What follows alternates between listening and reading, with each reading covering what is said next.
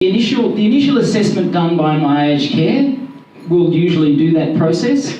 Sometimes what happens is, of course, the Commonwealth Home Support Program assessor comes and decides your needs are much higher, which aren't going to be met by a home care package, and they'll refer you to an ACAT assessment. One of the major changes that is going to occur is that assessment process will be all rolled into one. There'll be one assessment team starting in January 2023, if I remember correctly.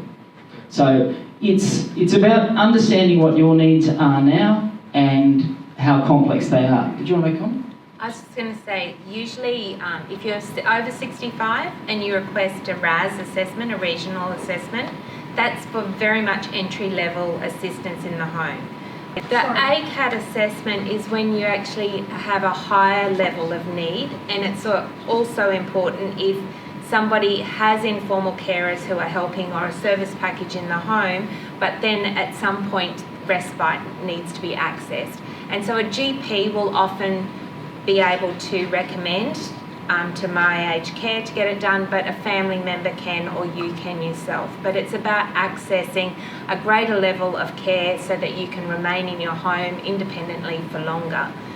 But when you do your ACAT, it is a good idea to talk to them about respite and permanent care. It's not saying that's the road you're going to take, but if something happens in your crisis situation and you've already had that assessed under your ACAT, you're not having to have a reassessment to get eligibility to access respite and permanent care. If I ring up the phone and say My Aged Care, I think I need care, well, whoever I talk to about, say, the low level, for instance, will they say, oh, we think you should go for a more complex? Or will they have an assessment first and then... they'll have a conversation with you about what sort of care and what sort of independent living, what issues you're having around your independent living. Yeah. And you may ring up and ask for a RAS assessment, a regional assessment.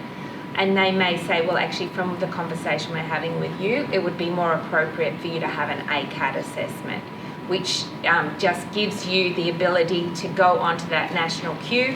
And I say to people, it's a good idea to actually look at having that ACAT assessment. And they may say, you actually don't qualify, you don't need as much assistance, so we suggest you have just the RAS assessment, but it's organised through My Aged Care. Both of them are organised through the There's same. a series of questions they ask you around your independence, things you can do, and it's that traffic light system. Can you do it fully independently? Do you need some support?